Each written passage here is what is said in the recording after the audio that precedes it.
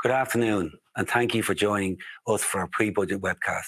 My name is Paraic Burke, and I'm the Head of Tax at PwC Ireland and the moderator for today's discussion, which will explore the predictions ahead of Budget 2025. To set the scene ahead of the budget, I'm joined this afternoon by Chris Johns, journalist and joint broadcaster of the Other Hand podcast, and Dearbhail McDonald, journalist, author and broadcaster. Later on the webcast, I'll be joined by a panel of PwC experts to give you insight into what they think will come out of Budget 25. We will discuss the options facing the Minister and the direction he may take in his budget speech on 1 October. Looking ahead to Budget 25, it is crucial that the government strikes the right balance between spending where it is needed, whilst on the other hand safeguarding public finances for the future. It is a tricky thing to do at the best of times, but when an election is around the corner, it is like walking a tightrope across the Grand Canyon. In an economic landscape still navigating the aftershocks of recent global challenges, from the pandemic to inflationary pressures, the budget is expected to be both a reflection of our current realities and a blueprint for the future. We anticipate that the government will continue to focus on the need to support businesses, households and other vital sectors of our economy. It is important to note that the economic outlook for Ireland is slightly more positive than what we are witnessing at a global level. Ireland is seeing continued growth, falling inflation and a strong labour market, all providing reasons for cautious optimism. Additionally, there are plenty of areas that the government could focus on for investment that would also win public approval. Ireland's acute housing shortage is one of the most pressing issues facing both businesses and employees. It is the single largest impediment to attracting and retaining talent, and if left unchecked, will begin to impact economic output into the future. Budget 25 needs to address this stark reality with appropriate measures. With climate change at the forefront of global concerns, Budget 25 should also make space for significant investment in sustainability initiatives. There is also a strong argument to expand support for small and medium-sized enterprises through tax incentives, grants and access to finance to ensure Ireland continues to be an attractive destination for our foreign direct investment. The complete package for Budget 25 is €8.3 billion, which is an increase of €3 billion from last year. It is expected to include measures to reduce taxation, increase government spending and target the individuals and businesses most affected by cost of living pressures. Given the proximity of the election, the government will undoubtedly be feeling the pressure to intervene on all sides. However, with only finite resources at disposal, will they simply be able not to satisfy the voters? IFAC certainly isn't convinced.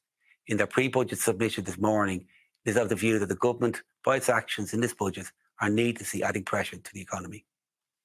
Is that right, or have the government judged it correctly? It will be fascinating to observe. Certainly plenty to play for, and I'm delighted to be joined by Chris Johns and Dearbhail McDonald to help us tease out some of these issues and to give their perspective on the choices facing the government.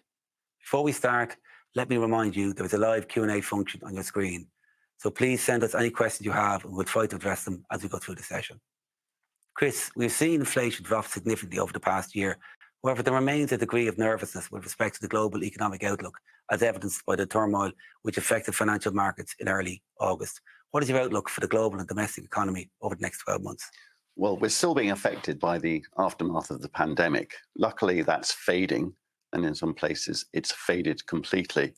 But if you look far afield to China, for example, that economy never really bounced back in the way that ours did, in the way that the UK, Britain, and the rest of the developed world did. China's a developing and big economic problem for the world because it just isn't growing anymore in the way that we've been used to for 30 years.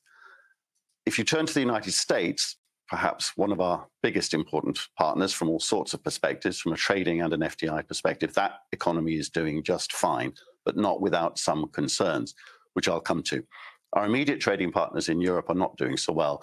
Europe is growing just about, but Germany in particular has a big problem because it is so manufacturing centered, and there is a manufacturing problem in the world economy at the moment. The UK is doing a bit better perhaps than we expected, but nevertheless isn't growing anywhere near where it should be. But there are great hopes from the new Labour government there. It has been the year of the election, after all, and the UK has experienced something of a change and has got a big budget coming up itself. The United States is where the action is, I think, for Ireland going forward. And there, we spent last year, 2023, wondering when the recession would turn up. At the beginning of that year, most economists thought that with the interest rates having risen from 0 to over 5% very quickly in the United States, that more or less guaranteed a recession in order to cure the inflation cost of living problem. It didn't turn up.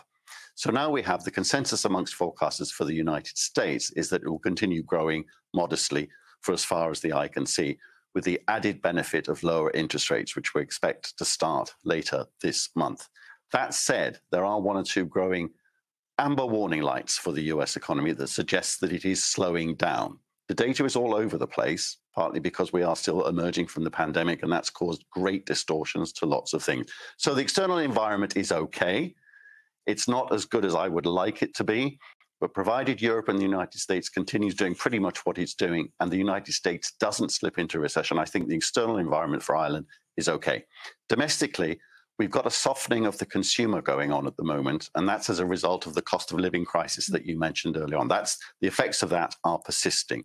Inflation is down, so prices are rising at a rate of less than 2% a year, but that still means they're rising.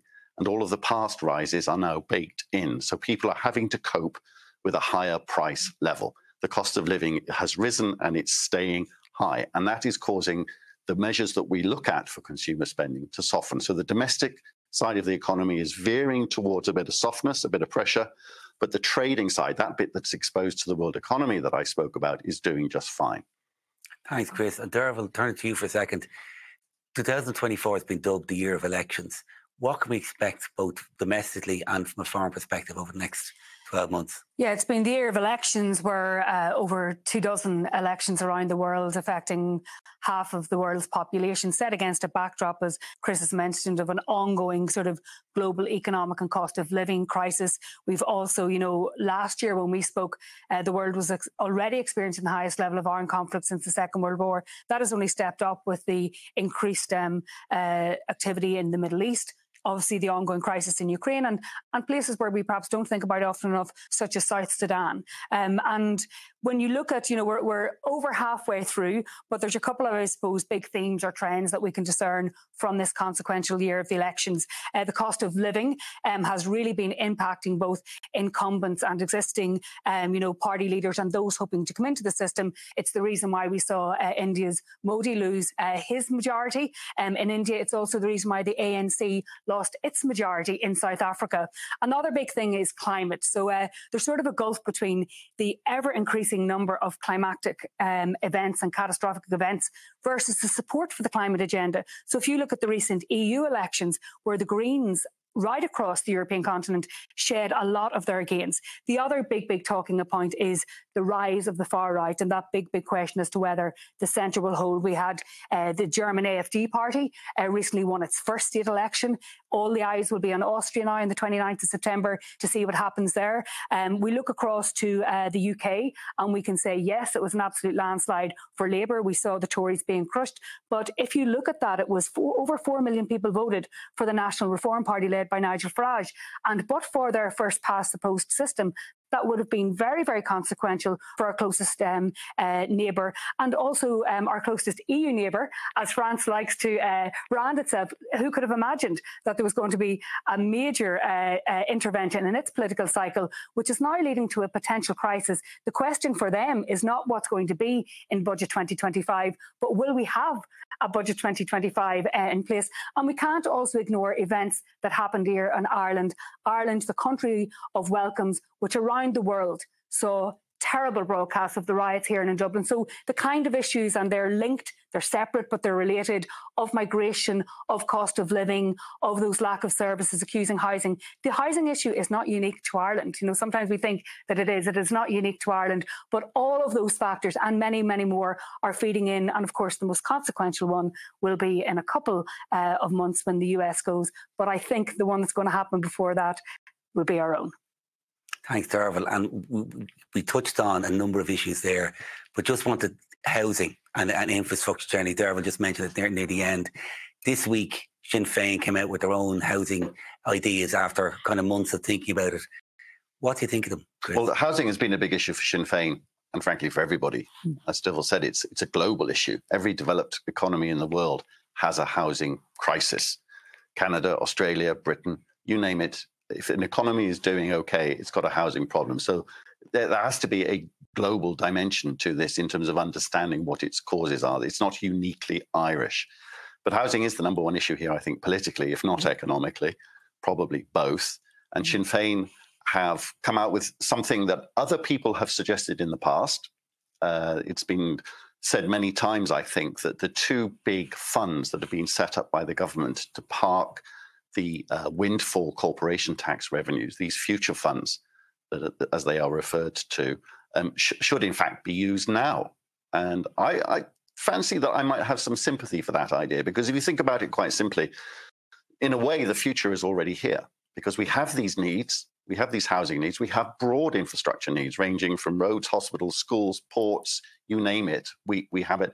Our alternative energy needs, the necessary building out of wind farms across Ireland and offshore Ireland, the demands for capital are enormous, and they're here now. To put it a slightly different way, it's hard to convince people outside of Ireland that it's raining here. Well, indeed, there was a big article in the Financial Times earlier this week comparing and contrasting the UK and Ireland, which is I'm surprised actually there aren't more such articles here in Ireland, because we've got two budgets coming up on these islands. We've got the one we're talking about today and the one in the UK at the end of October.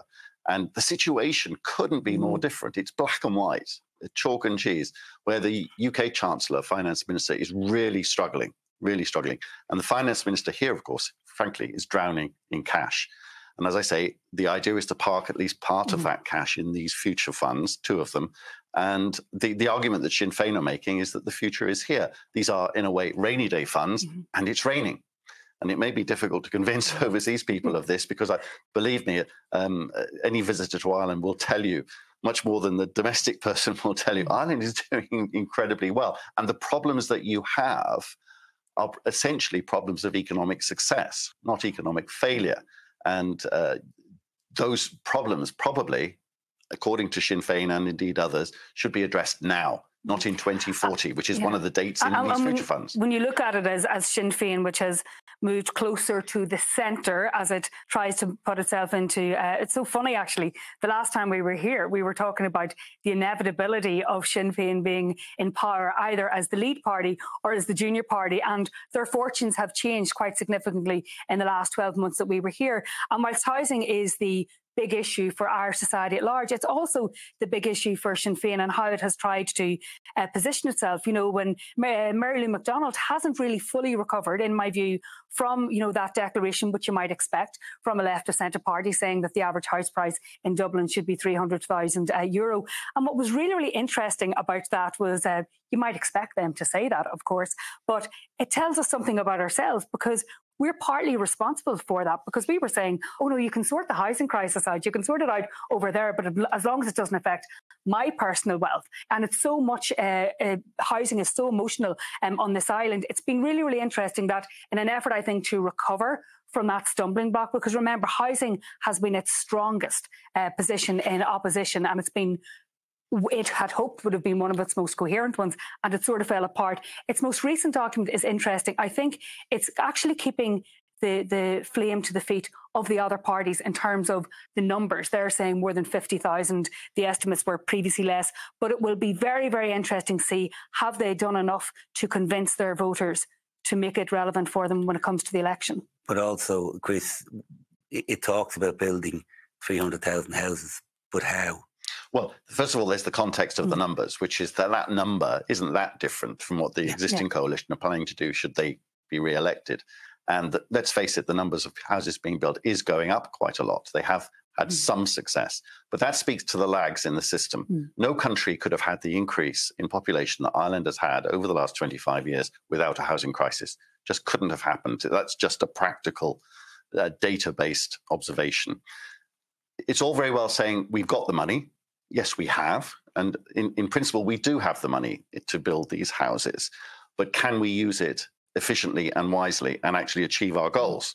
And there, I think the jury is still out, because it's not just a question of waving a magic wand. If it was, that global housing problem that I referred to earlier on would have been cured by now if it was easy. It's hard, because a lot of the problems are common. You have to find the land, and there are always issues with that. You have to find land that you are able to build on from a planning permission, societal permission point of view, and you have to have parliamentarians, TDs, who might vote to spend the money on 300,000, but then they mustn't then go and object to developments in their own constituencies, which is what happens in Britain, and it happens here as well, and indeed in many other parts of the world. Where are all the builders going to come from? The men and women who are going to lay the bricks. And where will we house them when they're here? And, well, the issue for Sinn Féin in particular is, if you look at the way we've done it in the past, when we last had a housing boom, and some younger people might not believe we've ever had a housing boom in this country, but we have not too long ago. A lot of the houses and flats that were built back then were built by foreign labour.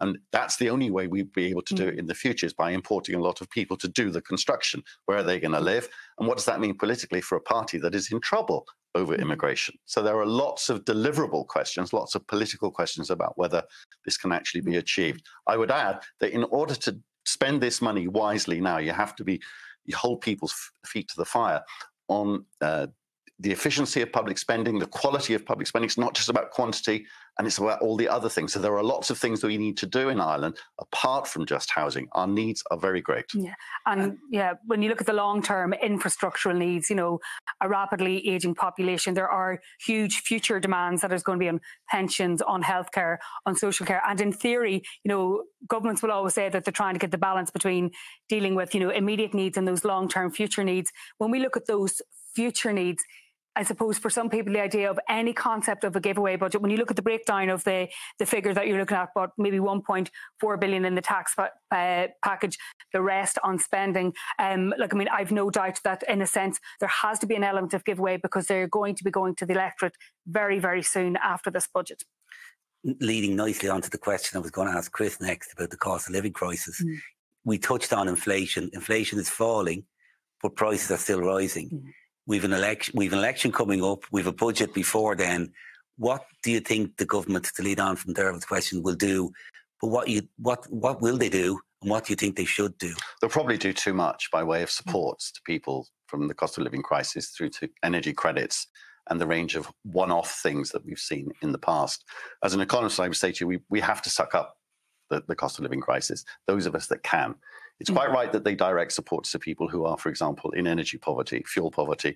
Those sorts of supports need to be better directed, but the universal gifts that people have been given, people like me and Dearbhail, frankly, they should go.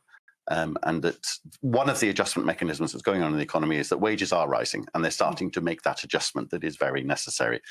It's a painful message, but that's what they should do. But they will almost certainly do too many one-off current spending measures, when in fact they should be doing all these other things, switching the expenditure from the current side of the ledger to the capital side of the ledger, and investing in the country's future rather than giving the way money. I think sometimes, Chris, in this country, we're kind of addicted to the cry of the emergency. And as a result, we can often bring, as sometimes required, crude, universal measures that are brought in to address a particular crisis, but we have a habit of holding onto them. So for example, many people, the energy credit, which went from, I think, €650 at its height, now down, to €450. Some of the contradictions in the economy are there are undoubtedly people, as Chrissy has said, who need that direct, targeted support. But on the flip side, as of last night, or certainly in recent weeks, there's over 157 billion overnight that are in household deposits in Irish banks. If you break that down, I don't know what the average would be, maybe, technically speaking, maybe €80,000 per household. That is a lot of wealth, you imagine, stored up. And yet we have a lot of sort of universal supports or general supports that perhaps aren't at this point directly impacted. And one of the big issues, for example, the hospitality sector, particularly the food businesses crying out for a 9% VAT cut, which is not, I don't think we're going to see that cut at all, but, just businesses closing, and it's all about that. It's sometimes the contradictions, the headline figures sometimes don't match the on-the-ground experience. And just on the restaurants, 9% reduction in the VAT rate to 9% would cost about 700 million. Would it make that much difference to those businesses, Chris? Or would they? Well, they say it would. There's a lot of chatter amongst the restaurants, trade bodies, SME sector trade bodies, and generally individual restaurateurs are saying that it would make a huge difference. I think that it would make a bit of a difference, but not as much as they're saying, because the costs of them doing business are going up from a whole host of perspectives. There's all the energy stuff, the wage thing that I referred to earlier on. is definitely part of it, and that's got to do with both government-imposed wage increases via the living wage and also just market forces, because we are effectively at full employment and in many cases shortage of workers. So yeah, it would make a bit of a difference, but I don't think it would rescue the sector in the way that some of its champions are suggesting. Dearbhail, we spoke about the upcoming election. We give you €100 to go to a bookie for a charity bet. What are you going to go for the next? Yeah, so this is really interesting. We have had, in my view, a national government in all but name in recent years. So we have had various, coalition governments. They're, the two main parties, Fine Gael and Fine Gael, coming together. And this, remember a couple of years ago, people were saying this government wouldn't see out its lifetime, and we're actually going to the outer limit of it. I think what it tells us is that we're quite conservative. There's every possibility that we'll vote in the same again. The really big pressure is on Sinn Féin to see, can it make that transition from, it has become quite a coherent, strong opposition, can it make that transition to actually going into government? And what are the consequences for that party and for its leader if it doesn't?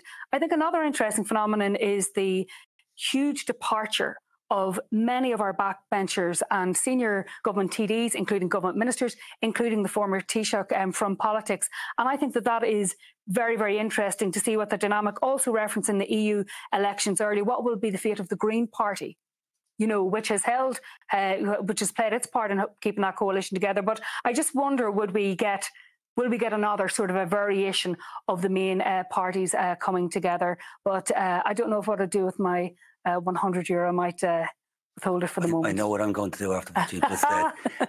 Before we finish up, just one final question for me for both of you. Same question to both. The budget is often so choreographed now at this stage. We know exactly what's coming on. We spoke earlier ourselves off camera about the fact that 20 years ago we didn't know what's coming on. There was always surprises.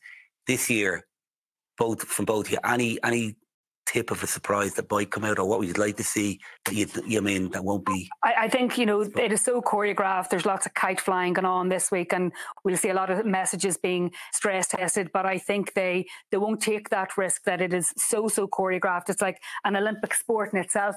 Ireland probably get Olympic gold for leaks of the budget. I don't think there will be any major surprises. There might be some tinkering in it. I just don't think, I think going into an election needing to get those votes, I don't think they're going to come in with too many shock surprises. Yeah, as you say, these occasions are now so well choreographed. There are no rabbits out of the hat in the way that we used to get, both in the UK and here. The issue for me, in terms of what the budget, will it be a good budget, will it be a bad budget, will be that split between just giving people money effectively to buy the election, raising the question of how biddable is the Irish electorate.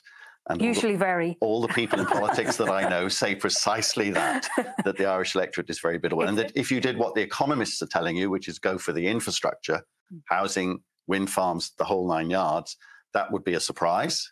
And if they wanted to be totally cynical, almost Trumpian in terms of their approach to fiscal policy, they would give people much bigger tax cuts. That would be the big surprise. A penny off, or a cent off, or a percentage point off the basic rate of tax, cost them about $1 billion. And that raises the issue of they've got 8.3 billion to play with.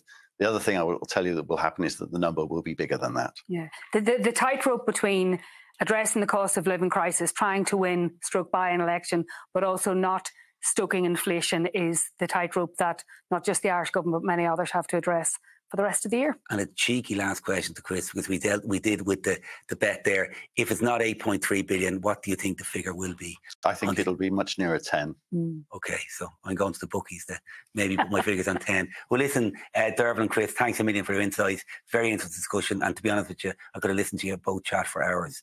It's clear there are a lot of competing issues ahead for the government as they finalise their budget day announcements. Before I turn to our panel of experts for a more detailed view on what the government could and should announce in Budget 25 as it relates to tax measures, I'd like to remind you that you can put our questions to our panel using the Q&A function on your screen. Please add your comments and we'll do our best to discuss them later in the webcast. At this stage, I would like to welcome our panel of PwC experts. I'm joined by Doone O'Doherty, who's a tax partner in our workforce practice, specialising in employment tax. Peter Reilly, who's our PwC tax policy leader in Ireland, and Mairead Harbron, who is tax partner in PwC Private and specialises in private client services. Turning to you first, Doone, Although inflation has eased somewhat in recent months, people are still feeling the effects of cost of living pressures. Will Budget 2025 provide any reliefs? Thanks, Paraic. I think it absolutely will provide relief to individuals, to families and to households. But we have heard from the Minister, subject to Chris's comments there, that when it comes to cost of living measures, we're likely to see relief at a smaller scale than we have over the last number of years. On Budget Day, focusing on relief, I think there are 5 key things that I'll be listening out for. The first are those typical measures which are very much targeted at middle income earners. So, for example, we are expecting that the standard rate cut-off point will increase from €42,000, where it is now, to €44,000, meaning more income taxed at that lower rate. We're also expecting a 0.5% cut in the 4% rate of USC, bringing it to 3.5%. The second area will be in terms of tax credits and whether the government will announce increases to the main credits. So the personal tax credit, PAYE credit, earned income credit, home carers credit. Again, trying to ensure that middle income earners can keep more of their earnings in their pocket. Housing, as we've heard, will also be a key component.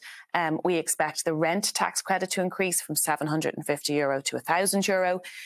For first-time buyers, those looking to get on the property ladder, we've called in our pre-budget submission for an extension of the Help to Buy scheme beyond the 2025 sunset date. And we know last year that the landlord tax credit was introduced and is planned to increase this year. Cost of living measures then, as I said, likely to be overall a package which is lower than last year, but we are expecting a repeat of the energy credit, again likely to be at the level of €450. But I think the sweetener this year, quite possibly with an eye to the election, will be that it'll be paid in one lump sum before Christmas rather than spread into instalments into the spring. And finally, I'll be listening out for any hint or indication from the government as to how, if re-elected, they might actually look to reduce or manage the personal tax burden on individuals. We've had corporate tax roadmaps over the last number of years, so very interested to see whether the government takes this opportunity in the budget speech to lay out almost a pre-electoral personal tax roadmap for the electorate. Thanks, Doone. Peter, turning to you, what are you expecting in the budget and the finance bill from an international tax perspective?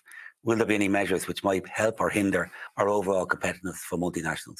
Yeah, but I probably don't have the same long list of items that I'm expecting in the budget report. One thing that we are going to see is it does look likely that we're going to get a participation exemption for dividends. The second feedback statement was released on that last week and feedback has to go in on Thursday. And what's the general feeling on that feedback? I mean, the Department of Finance have said on that, Paraic, that they want it to be best in class. I'm certainly seeing that there's still quite a number of issues with it, if I'm honest, and some drafting complexities that I'm hoping that they'll listen to the feedback that goes in now and some of that they've got already. Unfortunately, we're probably not going to get a participation exemption for branches. They've said that is significantly more complex to deal with. So that's one that we'll have to probably get into in the future. And then I suppose generally on competitiveness, we're in the world of Pillar 2 now. We are seeing right across the globe a kind of a race on incentives. And so I think it would be important that Ireland is able to say that we are going to remain nimble, we're going to remain agile, that we will be able to bring in incentives akin to other jurisdictions within the scope of what we can do in the EU and under the OECD framework. And really importantly, and as we've called for in our pre-budget submission, I think that we should simplify, and improving our regimes is really important. Thanks, Peter. And just Mairead, the SME sector plays a really vital role in the Irish economy. However, the last year, as we spoke about earlier in the discussion, has seen more inflationary pressures, labour constraints, and increased compliance burden, amongst other things. What can be done for the SME sector in this year's budget? So thanks, Paraic. As you mentioned, private business is under significant pressure coming into budget 2025. So they're looking for a lot of support across a range of areas. So I suppose firstly, they're looking for, on the labour front, support in attracting and retaining key talent.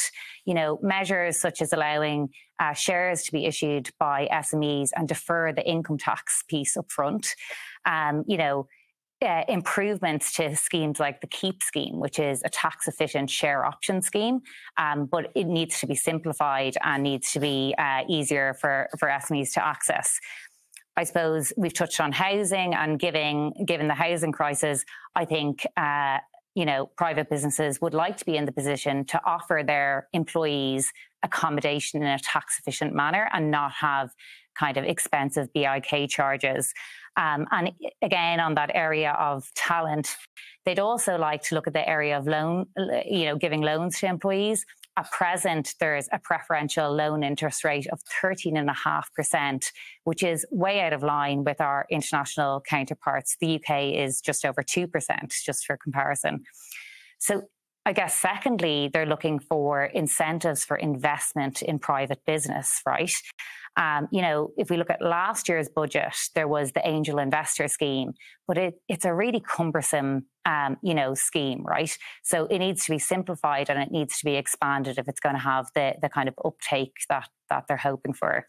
And I suppose generally on that investment in private business piece, it's rewarding entrepreneurship. So looking at entrepreneurs relief and saying there's, an amount that's qualifies at the moment of 1 million, increasing that possibly to 5 million.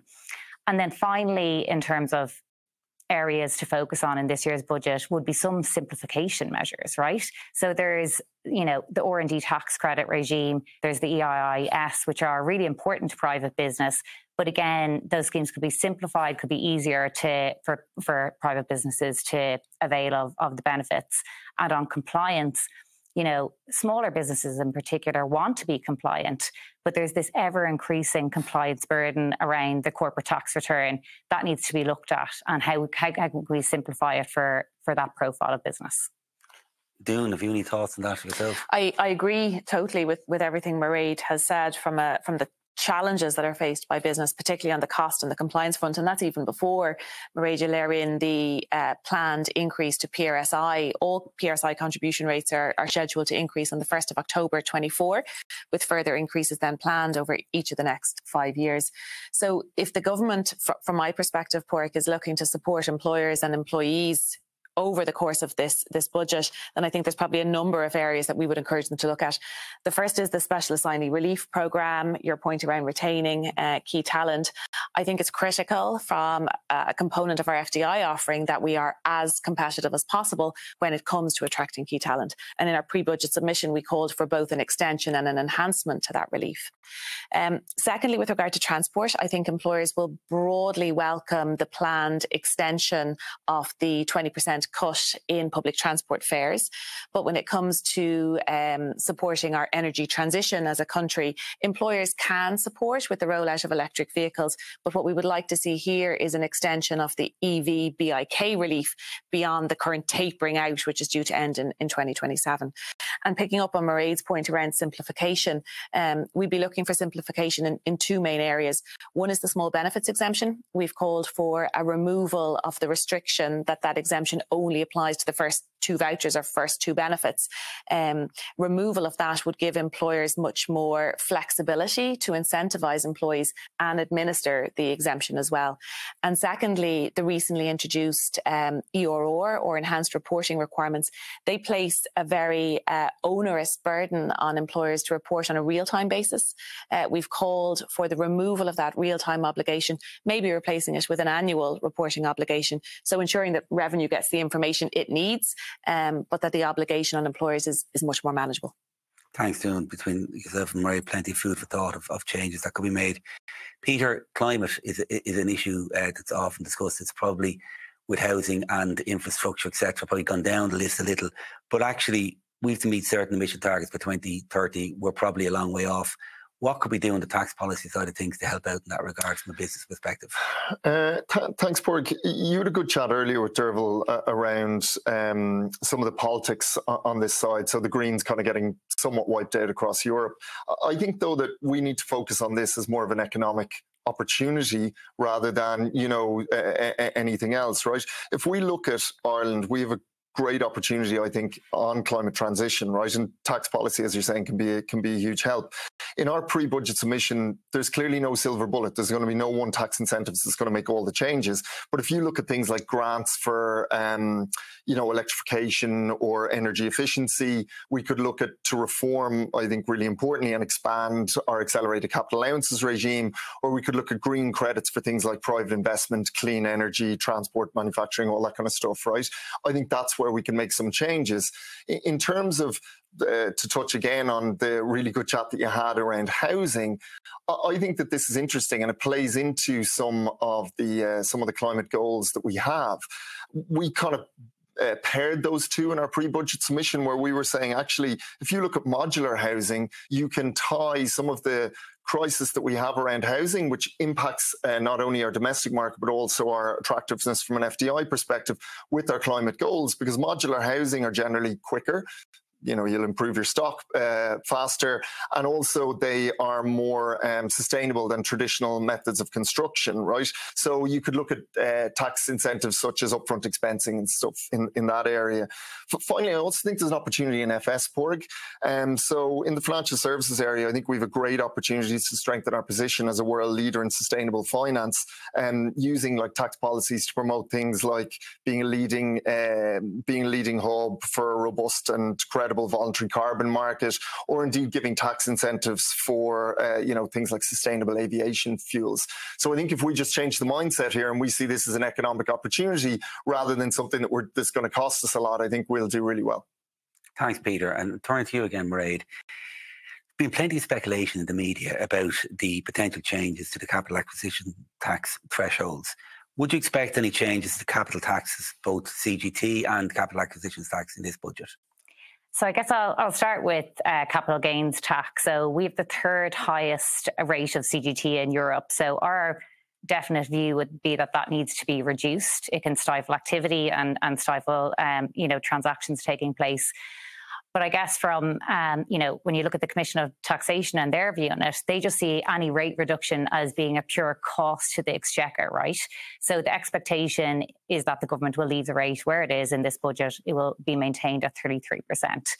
I suppose on the topic of capital gains tax more broadly, last year we saw curtailment of, a really helpful relief known as retirement relief that basically applied and allowed large domestic Irish businesses transition intergenerationally within the shareholder's lifetime, right? They brought in a cap of 10 million that will apply going forth. So it means that those really bigger Irish businesses that are scaling, could face shareholder tax bills that can interfere with the business, right? We would like to see that road back on in this year's budget with mature reflection, but we'll see what happens on budget day.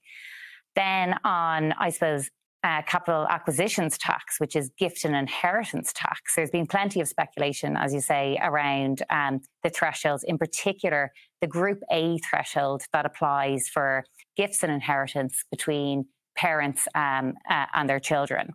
So, the current rate is €335,000, and it's been that rate for thresholds for quite some time. It hasn't kept pace with the rise in property values, right? So it means that, a lot more families are now looking at a tax burden on inheriting the family home. I think there's significant both political and public pressure to change that. And I would expect that there will be a change, whether it's to 400,000 or 500,000 in this year's budget. Thanks, Mairead. Turning back to you finally, Peter. Any big changes you see coming in the international tax front? Pillar 2 came into effect at the start of the year. Where do we stand in terms of other legislative changes?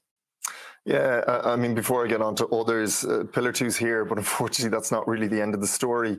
As I think anyone who's listening and watching knows, if they're within Pillar 2, it's incredibly complex and needs an awful lot of focus. And there's also still a lot coming down the line in terms of future guidance, right?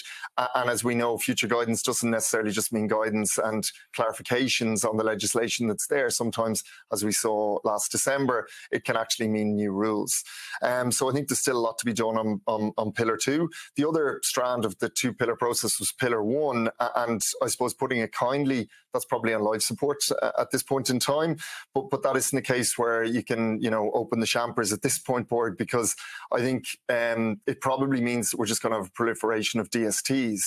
So those digital service taxes will probably impact more taxpayers than Pillar 1 was going to, certainly initially.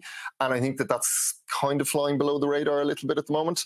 At an EU level, the EU is in transition because of the recent elections. So I think that, in the coming months, we'll see where the EU wants to go on all sorts of initiatives, including tax. And so I think we'll have to watch there. But then the one that I just want to kind of focus on for a second is public country-by-country reporting. So public country-by-country reporting in some countries is already in place, but from next year, it will be widespread. And so within the EU, people operating within the EU are going to have to report on 2025. I'm not sure that people have really focused on that.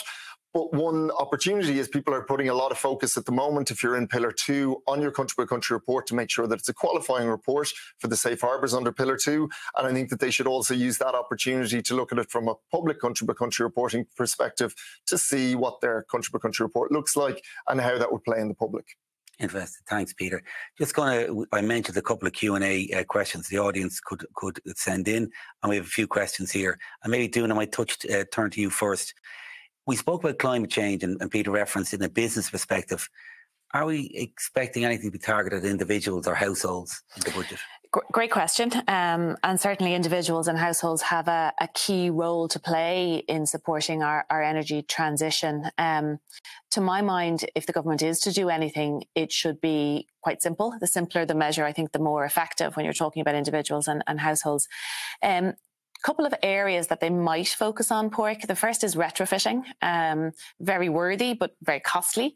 There's a number of grants available at the moment, but the government might think about something innovative like a refund of stamp duty for a householder who undertakes retrofitting work, or indeed loan interest relief on a loan or a mortgage taken out to fund that capital cost. On transport, we spoke about EVs earlier. I suppose one of the main impediments that we're hearing to the rollout of electric vehicles is the lack of infrastructure, charging infrastructure. So maybe some form of a tax relief or incentive to households to actually install home charging points. And keeping with the transport cost, maybe introducing additional flexibility to commuters to claim tax back on public transport costs. So the current tax saver scheme very much focused, very much modelled and costed on an employee who commutes 5 days a week to the office. Obviously with hybrid working, that has now changed. And I think if the government are looking to encourage hybrid workers from their cars onto public transport, there is something that should be looked at there. Thanks, Doone. Some useful insights there. And one final question for Mairead. Pensions. Mm-hmm. It's actually been in the press recently a lot with the guards and other civil servants about the threshold that's currently there of 2 million. What's your thoughts? Will it move in the budget this year? Yeah, so to go back for people, the standard fund threshold was originally introduced, I guess, to provide a disincentive for people to grow their pension pot above a particular threshold. And when it was introduced in 2005, that threshold was 5 million. It was subsequently reduced twice. So since 2014, it's sat at around 2 million. I suppose if you then draw down your pension above that amount, you're subject to penal rates, right? And the policy objective behind it was always to kind of stop those really top earners, those really big pension pots. The problem is that in that intervening period, there's obviously been significant wage inflation, significant general inflation. So more and more people, including a significant cohort of civil servants, are now facing the kind of the cap and the penal rates, right? So certainly something needs to be done. Again, we're expecting that at a minimum, that 2 million threshold will be indexed into the future. But we could also see a once-off increase in that set amount to make up for the fact that it hasn't moved in that 10-year period. Thanks, Mairead, and thanks to everyone on the panel. Really appreciate it. We've reached the end of this year's pre-budget webcast. I would like to thank our speakers for their participation and insights, and you, our audience, for watching. Budget 25 represents an opportunity for the Ministers for Finance and Public Expenditure and Reform to deliver pro-growth policies and to support businesses and households still feeling the effects of inflationary pressures. The government must use a strong fiscal position as an opportunity to secure Ireland's future growth for generations to come. In my view, it must introduce pro-growth policies which support our Indigenous businesses as a matter of priority. Additionally, it will be important to enhance Ireland's competitive offering to multinationals amid an ever-intensifying battle for foreign direct investment. Ramping up housing supply and developing our infrastructure are of critical importance if Ireland is to retain its long-held status and an attractive location to do business. In supporting business, the government has a real opportunity to be among the first movers of countries looking to simplify and declutter the tax codes. Delivering early on simplification would underscore Ireland's reputation as an investment location which encourages enterprise and facilitates the easy doing of work and business. Tax policy is also crucial for supporting Ireland's financial services sector. Budget 2025 should prioritise tax measures that position Ireland as a hub for sustainable finance while striving to enhance our competitiveness as a location for innovation and international business. Underpinning all of these measures should be a focus on sustainability and our commitment to deliver against our energy transition requirements. Overall, we in PwC believe that there's much that can be achieved in what will be this government's final budget. But will the government be too focused on the upcoming election? Despite announcing a large budgetary package in the summer economic statement, the government may struggle to meet the expectations of an electorate squeezed by continuing cost of living pressures. Much of the additional spending announced in the summer economic statement has already been accounted for, arguably leaving limited room for the government come budget day. Will they manage to pull a fiscal rabbit out of the hat and announce even more giveaways? Only time will tell. As you have heard this afternoon, there are so many unanswered questions. This is going to be a fascinating budget. Our Budget 2025 webcast will be hosted on 1 October when we will share our reactions. We will also host a series of in-person events around the country on the morning following Budget Day. I hope that you will join us then, either virtually or in person, to discuss the Minister's budget and consider what it means for businesses and households. In the meantime, you can view our full suite of Budget 25 analysis on pwc.ie/budget. Thanks again for watching, and we'll see you soon. Thank you.